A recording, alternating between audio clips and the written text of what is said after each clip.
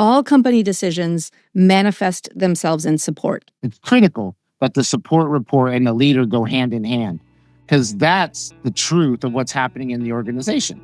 Hey, support leaders, Jen Weaver here. Welcome to another episode of Live Chat with Jen Weaver. Today, I'm so excited to share with you Andrew Coach Rios, a seasoned, high-energy customer experience and support operations leader with more than 25 years of experience at startups, scale-ups, Fortune 100s. He even worked at Fitbit, which is pretty cool. He's also a coach behind high-performing support teams and world-class customer programs where he does some consulting. In our chat, Andrew shares a masterclass in how to build a support report that actually works, that's aligned with business strategy, that's self-serving for the customer team, which is important, gets buy-in from your team, and helps you grow.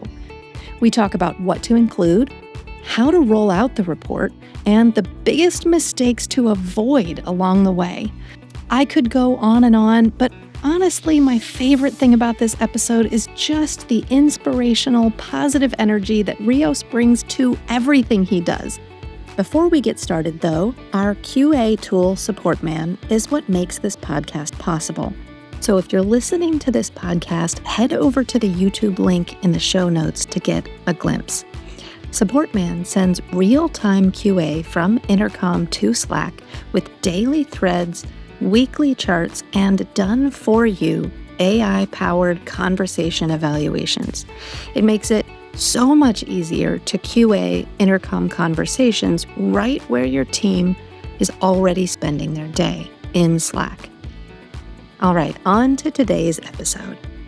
I'm here with Coach Rios. I just want to start out with this coach name. I know you use that to kind of bridge your worlds. Can you tell me about how you came upon that and what it means to you? Yeah, from the youth coach perspective, I coach the soccer kids and I coach youth flag football and really enjoy it. Keeps me busy. And the bridge there is then I started, as I would talk to support leaders, work with my teams out there, I would start talking to them in coach vernacular, which I always did. I'm a sports guy. So I used to start talking about playbooks and, hey, let's run this play. And sometimes you have to audible. So it started they started just coming together. And then what I really started realizing is, and this is after, we all got to be vulnerable and talk about growth. We're always growing, right? After 22, 23 years of leading teams and grown adults, right? I started realizing after the last few years, I think I'm becoming a better leader, leading these kids, leading now my teams. So I kind of just people started calling me Rios a long time ago. Then it became Coach Rios. And now people just call me Coach Rios. And I joke around with people going, my ultimate goal is by 5 years from now, I just want to be a symbol. People know. So the joke I give everyone. That's awesome. That's fantastic. I love it. It makes it really accessible to kind of catch on to your personal brand and who you are and to immediately have something to connect over. So I love that. As a support leader, sometimes we feel siloed and don't really know how other support leaders manage their week or what their week is even like in terms of meetings and tasks and how you do things. Can you just give us a picture into kind of a week in the life of Coach Rios? Ooh, yeah. Let's let's start a little. I'll probably start a little Sunday evening, right? Sunday evening. Okay. I'll take a little glance, just a glance at any messages in our team's chats and channels. Anything in there that might need my attention right away. Because I'm starting to plot the Monday. Monday for me, when I wake up though, the first thing I like to do is, besides have my water, get some coffee, is read. Just read a fun book, right? So I just read something non-work related, non-professional development related. Reading a great book about a ship in the Belgian Ocean that went to the Arctic for the first time. It's a great author of mine, great book. So I start my day with that, at least 10, 15 minutes. And then there we go. We open up the laptop and kind of look at the calendar for the week and just start thinking, what do I need to move this week? What's priority? Those are the first things I'm looking at. Customer escalations. Do I have any customer escalations from over the weekend? What team member one-on-ones do I have? And kind of in this order, my weekly agenda for my staff meeting. Do I need to put anything on there right now? So Monday morning is really about setting the week in motion and prioritizing and planning. And then I have a stand up with my installation team, right? We install fiber here in Orange County Home. So I like to stand up and talk about the previous week's accomplishments. What are our goals this week? Kind of where are we aligning our resources? And that's kind of Monday morning. We're checking in with everybody, pinging my remote folks. How's everybody doing? How'd the weekend go? What are the goals for the week, quote unquote? And then I take a little break. Then I walk outside, take a break, walk around for a little bit, maybe call my mom and maybe try to do something that touch the personal network. Maybe a quick mentor Mm. session with someone, maybe a chat with the support leader, maybe a chat with one of my mentors because I'm looking for some help for some guidance. Then lunchtime comes in on the Monday, and that's where it really starts to hit, right? Everybody's now dialed Mm. in and kind of walk up and the priorities will start coming my way. Okay, support, you got this referral program going out this week. Okay, are we ready for this? Or how about these tickets? We're working through some IT changes right now too. So that's kind of how the Monday works. And it's really just catching up, setting the stage, making sure everybody on the team knows the direction and kind of where we want to end the week. And then Tuesday, here we go. Meetings, right? Starting to get statuses with the marketing team, a lot of asynchronous meetings. I push for a lot of, does it have to be a meeting or can we just talk in teams on this? I'm a big kind Yeah. of proponent of that. So I'm navigating that Mondays and Tuesdays going, oh, they want to talk on Thursday in the room, but that feels like Mm. something we can start doing right now and kind of working our way through it. And then right now, it's middle of the year. So kind of the middle of the week takes a different shape. And for example, this week I have the whole team in town and we've been working the last 6 weeks on some training, what we call like a back to basics training. We've been together for a year and a half now.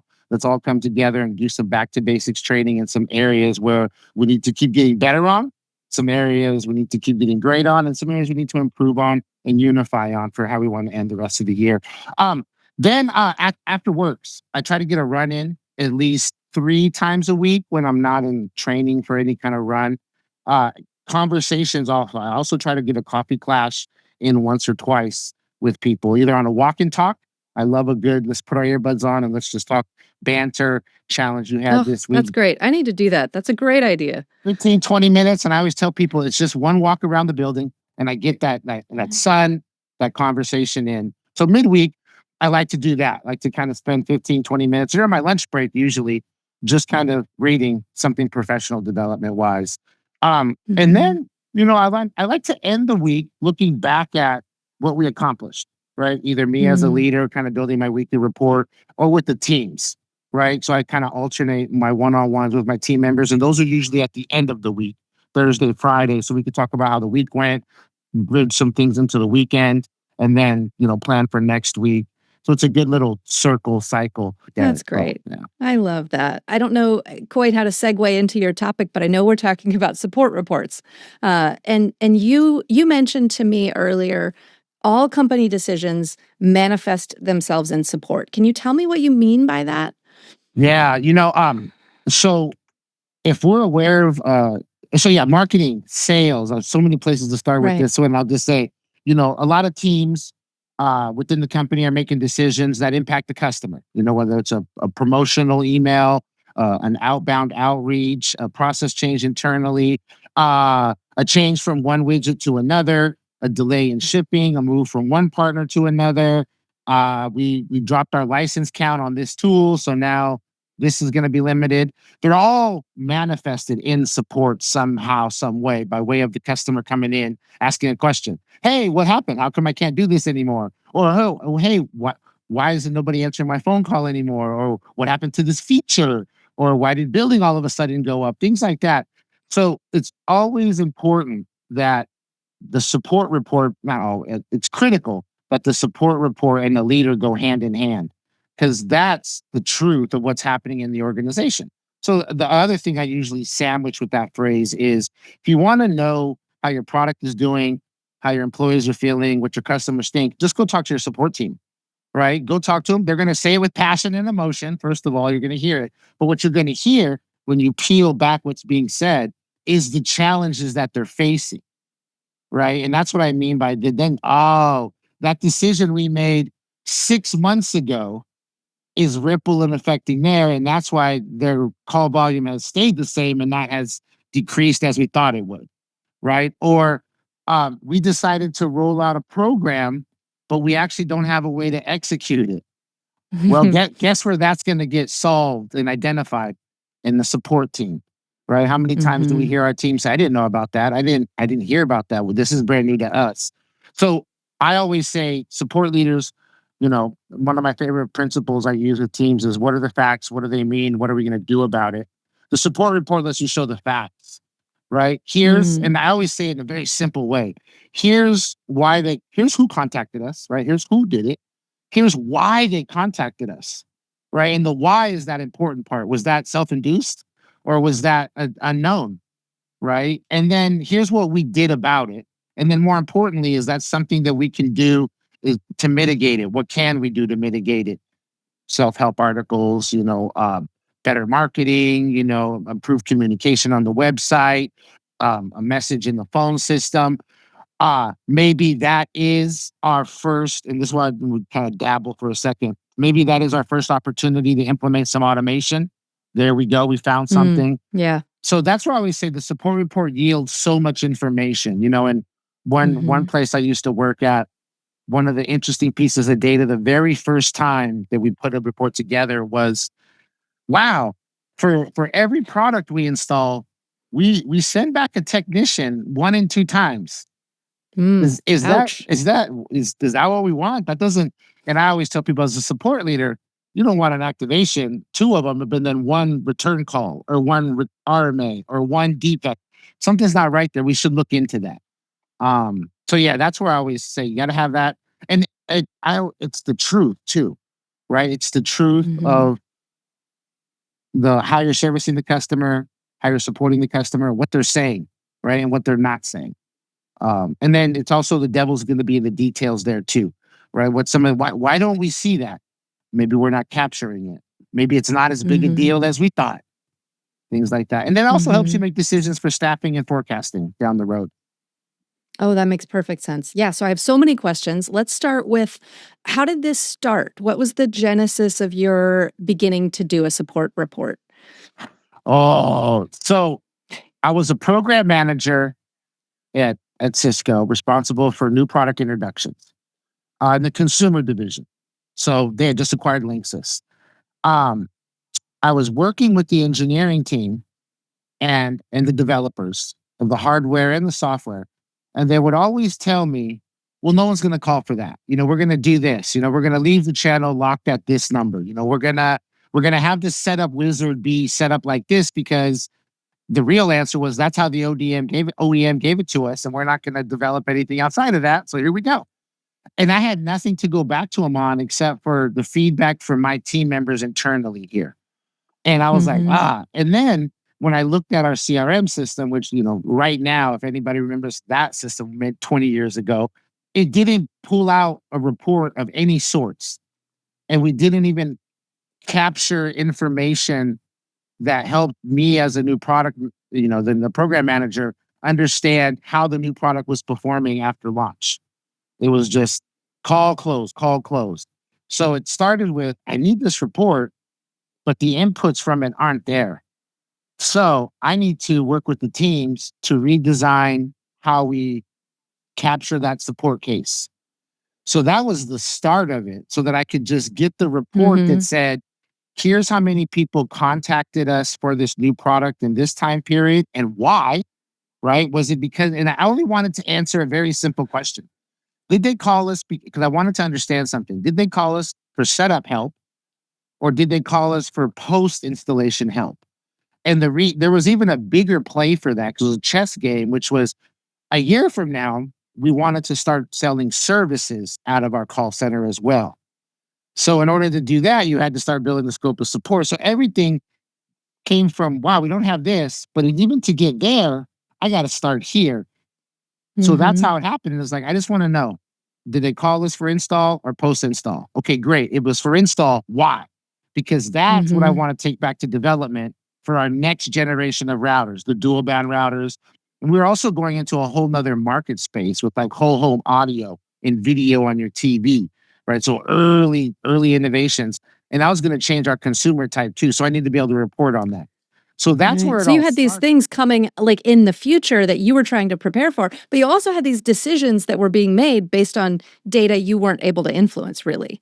And Yeah, so you really wanted to have an influence and then also be prepared for the future. absolutely. Absolutely. And the key there was I also had to go to a meeting where I had to present this is the anticipated contact to ship ratio we expect. I had no idea, right? So the first meeting I went to, and I remember sitting there, all these big wigs and everything. I'm just a young, early in my 20s, going, I don't know, 25%, 1 in 4. And they're like, Andrew, what makes you say that? I'm just taking a shot in the dark, but in 6 months we're gonna have our first. But they respected that answer because they knew. And I'm like, 1 in 4. And then lucky, our BPO also supported our competitor. So I was able to ask them, hey, can you just give me a little insight on what they see? That's all. Just give me a Nice. number so I can leverage that. And that's when they gave me the Yeah. 30%. I was like, well, I'll make it 25. And then Yeah, that's great. Corporate espionage. I love it. That's great. Yeah. So this report, you started running to influence some decisions and deal with the future. And so, what is? I know it's probably evolved since you started it. What at this point do you feel like are essential components to include in this report? yeah. Uh your volume. What kind of volume are you guys Okay. seeing? And what does it look like from an arrival pattern perspective? First, right there, just for capacity planning, just to understand you have the right staffing in place for that, right? And then seasonality, so you can start to track that a little bit. So the very first thing, the type of customers who are calling you, right? Like small business, medium, big, large Mm-hmm. business, residential, whatever it might be in your area, and then why they contacted you, right? Mm-hmm. Why? That's not the 27 trees, 3 levels deep. No, it's they called you for installation help. No, they called you for customer service help. No, they called you for technical support, right? And then Mm-hmm. how did you resolve that? Right? Those are the Mm-hmm. just the main right there gives you a good insight into what you're seeing. And then you can dig down even more. The other thing I say is as you're doing it as a whole, but don't forget to be able to separate it by the individual. Because you also do want to be able to measure the team, right? Is everybody kind of balancing out? Are we seeing it the same way? Or some people work in different cases than others? Those are the Mm-hmm. keys. I always dig it back to remember when you're writing a paragraph back in elementary school who, what, when, where, why, right? And Mm. then what happens next? So it's also that too. The essential part is, and this is, I give a shout out when I was at Fitbit preparing a report. The product manager took me for a walk in San Francisco. Great guy. Shout out Rafi. He took me and he goes, Andrew, great report, great data. I don't know what to do with it though. What am I supposed to do with it? I was like, good thing we were walking because I was just going, oh, okay, you don't know what to do with it. And then he felt the pause and one of those career moments. And he's like, as a product manager, like I understood what you were saying, but there was no action for me. You didn't specifically give me a call to action or tell me what to go work on or tell me the opportunity to investigate. And so he really helped me with that. And that changed the momentum there. And I was like, okay. So everything you present up there, you have to answer the question to yourself. Why do they care? Why does the finance person care? Why does the engineering director care? So if you can't answer that, that's okay, have a reason of why you can't answer it. Either this is a one time, I just want to show you this. We'll monitor it versus something's there. We're not quite sure. The next report, we should hopefully have a little bit more insights on what that means. That's the key right there. And start small. And I always say this too: progress over polish, right? That makes sense. Yeah, progress meaning, if you start something small and it's not super robust and not super polished, but has some core information, and then you can move forward from there and iterate. Right. Exactly. Good point. And so you mentioned the product manager, and you mentioned finance, and so who is the audience for this support report? The first the consumer customers of that report is the team That makes because sense. Yeah. that's our work. That's their work. And Hmm. and I say that because we have a slide in the training we're giving tomorrow about this, which is take pride in your work. This is our scorecard, right? This is Hmm. how we're servicing the customer. So that's the very first audience. Hmm. That lets them know the meaning of their work, the impact of their work, what their work is, right? Things to celebrate, all that. So the team. Then your boss, because you got to let him know, he or she, this is what we're working on. Here's our priorities based on what you've given, based on what I'm seeing in the field. And here's what I'm seeing and what I'm working on based on what I'm seeing in the field. Then I will say the organization is for the whole company. Because I'm a big believer in sharing with the whole company. There's nothing secretive in there, right? The third person, though, is always going to be your the partner most closest to you, the stakeholder within the organization most closest to you. At a previous life, it was the head of product. In another life, it was the head of engineering. In another life, it was the finance person because I was at an e-commerce company. So it was the finance person. So that is it. Those are your four that you're building that report for. And I will always say it too. Not necessarily, you don't have to build it in that order. Just build it piece by piece for all of them.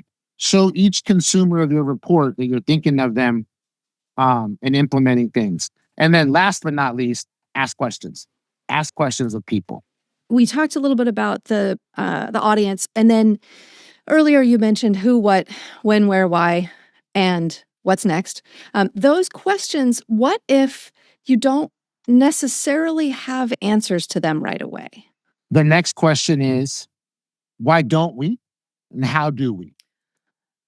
Right. Just kind of peel the onion back a little bit more and go, okay, we don't have the facts. Okay. What does that mean? Okay, that means we don't have the facts. Okay. Why don't we? Is it because, and then, some examples, is it because the data isn't there in the tool? Is it because we're not capturing it? Is it because we captured it incorrectly? Is it because we didn't know we needed it? Right. And then once you get there, then solve it. And I share a little personal there is earlier in my career, and this is the coach in me, right? The competitor in me. I took it real personal when I didn't have an answer to a question.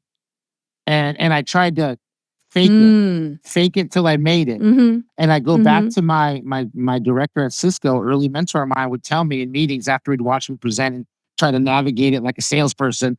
He's like, don't do that. He's like, you don't have an answer? Tell them. And he gave me this piece of advice that I think helped me in my personal life too, which is, and as a leader, which is, hey man, don't take it personal. If you don't have an answer, tell them, right? The fastest way out of a disagreement, an argument, a weird situation like that, unknown, is I don't know, but I'll get back to you. And then that's where he introduced another concept to me, which I still carry with me to this day. I know, I don't know, I can't tell you. As a leader, you're going to get three things from me anytime we have a conversation. I know the answer to the question you're in. Here it is. I don't know the answer. You can go talk to this person to get it, or let me go get it for you, right? I can't tell you. That comes with trust, right? With those certain questions about, I don't keep it very broad, but it's kind of worlds I lived in. Hey, or how's the company doing? Are we going out of business? Are we going to have reductions in force? Maybe I have an insight into that, but I can't tell you that. And you got to respect that. So that's kind of how I landed into that. So if you don't have an answer, hey, we don't have that. Great call out. We're going to work on that and we'll be back. The most important thing is to close that loop though, too. And then close it and build from it. So. That I just I know this isn't purely the topic that we intended to talk about, but this is really a hot button that I can't tell you, especially for frontline specialists. There are a lot of those situations where support leaders need to kind of keep things closer. If that's just like, we're going to be implementing something in a few months, we can't talk about it yet, just because we don't want to create noise and create drama, or someone was fired and it's not appropriate for us to say why or what happened. That creates a lot of tension and stress for frontline support specialists. Do you have tips for leaders on how to handle that? And if not, we can just cut this part. No, yeah. First is listen. Listen more than you think you ever have before, right? Listen, because in those situations where a coworker is wondering why they're still here, but their other friends and coworkers are not, right? So survivor guilt, sometimes they call it, stressful, right? Like, why and this, and then let them vent, let them say everything. And this is going to be counter a little bit, that's probably not the best opportunity to do a lot of coaching. It's a lot to just do a lot of listening Right. and a lot of leadership by feeling, by connecting more and just letting them go. Mhm. And then being really thinking about what you can say that will help the individual through those Mm. feelings. And in Mhm. some cases, it could be, and I'll use one with changing names and no using no names, which is, hey, I I I picked you to remain here because I believe in you, and you're going to be one that's going to carry us Oof. through this next evolution of our company. Or even That though feels you were, good. yeah, and that's why, it wasn't about Yeah. who and tenure at this and that's actually I had to use that phrase as a coach. It's my responsibility to put the best at any time to put the best players in the best position on the field or court to be successful and win. At the end of the day, and that's why Mhm. I like that coach, because also there's coach, director, VP, owner. I kind of like that level right here, coach, Yeah. Um, Yeah. so I, Damn. I That's a good answer. it's true. It's a real Yeah. answer. Because I remember like Yeah. it was yesterday doing it from this garage, just like this, just looking at the individual going, "Mhm. Oof. Yeah, you saw Mhm. someone that you looked up to, and you're like, how did he Mhm. make that decision? And maybe down the Mhm. road, I'll be able to have a talk with that individual down the road and share those professional things that, here's why I made it 10 years ago. This is why. Mhm. Mhm. Yeah. Yeah, but you're giving an answer that values and reassures the specialist who remained without giving any real information about the one who left, which is not appropriate to give. Exactly. But then also just like that hit me in the heart, like you value me, like, and then I feel all that much more loyalty. Like, wow, I feel valued. I'm gonna keep working hard. I think I've had moments where I needed to be listened to, and instead I was coached, and ooh, does that not land? Whew, Yeah. man. Yeah. Um, yeah, it's And good for you for, like, pointing that out. I love it. understanding the data you want to pull. Like, I want that data. And here's why I need it. Like, if you Mhm, got that, then you're ready. My first thing I always say, use your existing technology, right? So if it's mhm. Zendesk, Intercom, whatever it might be, Help Scout, use that technology's native reporting to its full capability. And Of and course, I was right. gonna first and foremost, Yeah, then you'll see, yeah. okay, they're not giving me natively what I want, but they are giving me natively what I want here. So you'll determine that. Then, right, and here we go next. Before you think about buying a tool to start scraping your data or put it together or present it, just Google Sheet it right off the bat or Excel it and just put it in a chart so you can see it first. Just very raw, old school. Let's get into those formulas just to see it like in the form of, oh, there's my story. To put your story together in a very rough draft form. Then the first version that I ever created using just that was okay, I got a couple of images from the report. I got a couple of images now from my Google Sheets. Here's the story I want to tell. Let me fire up a Google slide and just build a few slides and paste it in there with the verbiage that I want to show or talk about. Here's Mhm, how we service the mhm, customer. Here's the KPIs. Here's our actions. Here's a chart because you want to align that, right? Then, because what I always believe in, those first reports you put out, let people comment on them. Let them rip it apart. Take enough pride to know we're going to shred it and I want to hear it. So I leave those mm, open, right? And say, here, add comments. What does this mean, Andrew? What does this mean, team? What about this? And wouldn't it be great if we had? I would love to see. Then you got to start seeing, but you need that because the key part here is this is part of the next evolution. Hearing from your stakeholders, putting it in the report for the following week that says, we heard you. Here's some things mhm. we're working on.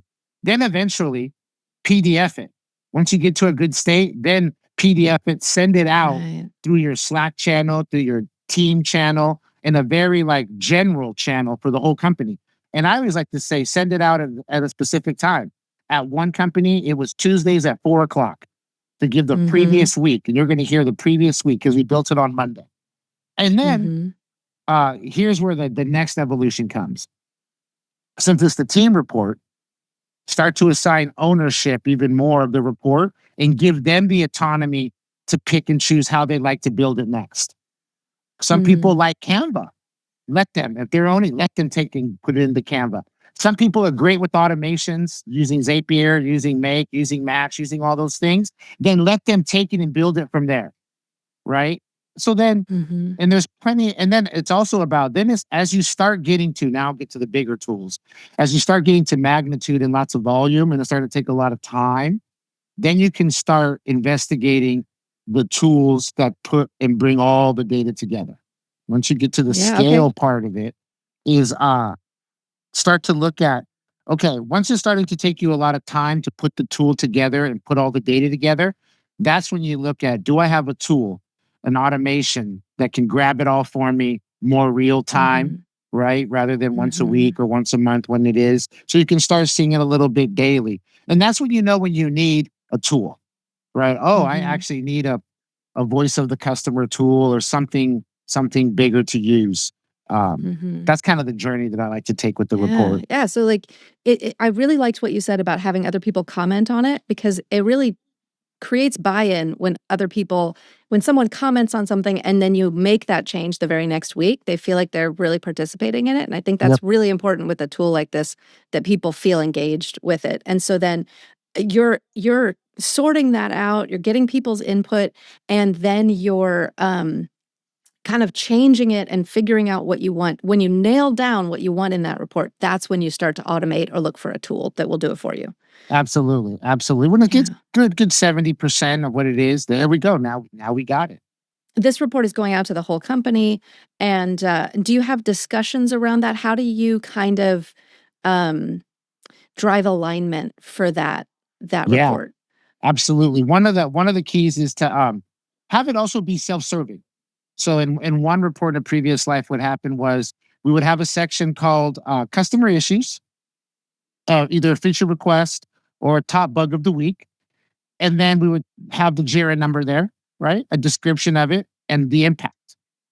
But that wasn't the only bug of the week. That wasn't the only feature request of the week. So we would have a link to our specific JIRA board that anyone in the company, through that report, through that PDF link, could just click, go right to the board that shows you how many bugs are open, what they're open against, what the current status is, what whatever you might need to know about that, or if something isn't a bug. So have it be self-serving is the big key, and making it super personal, because I always like to celebrate the team in that report, right? Anniversary.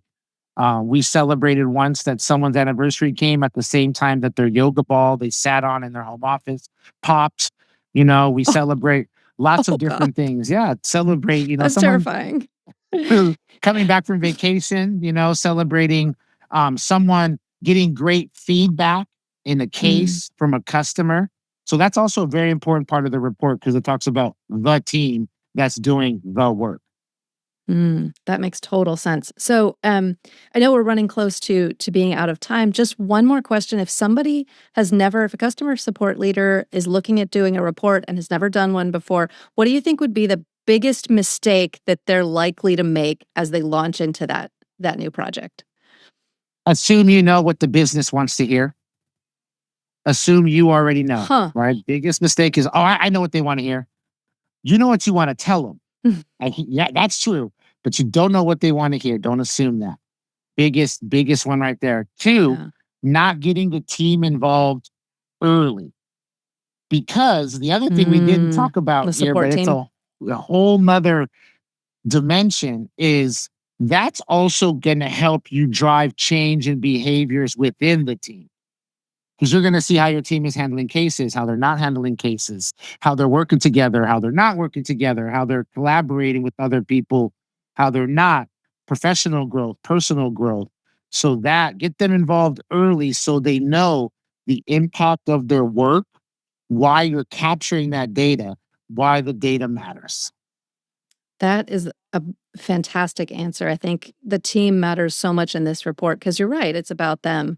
Um, I can't thank you enough for being on the podcast. I can't wait for this episode to come out. I wish we could do 10 more, but just thank you so much for sharing your wisdom. I think it's going to land for support leaders so well. Well, thank you so much, Jen. Appreciate the gift of time. It's been an honor and a privilege. Happy to do it again. Have a great one. Thank you. Thanks. You too. You too. That's our conversation with Coach Rios. Before you close the app, here are the 7 takeaways I'm putting into practice this week. 1. Reset early. Sunday scan, Monday plan. 2. Build a lightweight support report that tracks who called, why, and what you did about it. 3. Share it with purpose. Your team first, your boss next, and then the wider organization. 4. Frame every number with the 6 W's. Who, what, when, where, why, and what's next. 5. Model healthy communications. Schedule those late emails so they hit inboxes the next day, and push asynchronous chat until working hours. 6. Blend reflection with motion. You can have a midweek walk and talk, for example. 7. Choose progress over polish. Ship the draft and iterate later. If any of this hit home, please pass this episode on to another support leader and leave us a quick review. See you next time.